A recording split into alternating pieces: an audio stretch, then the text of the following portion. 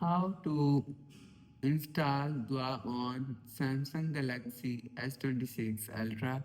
So let's start the video. First of all, go to app library. So just swipe up. Now here, so click on settings app. Now in setting, scroll down and click on apps.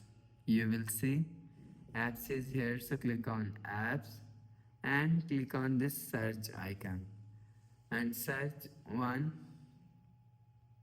You will see one UL home, so click on one UL home. So if you want to fix one UL home problem, so scroll down to end and click on storage.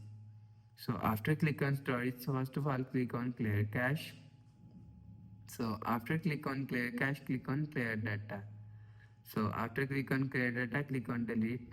You will see, so after the process, you will see your problem is solved.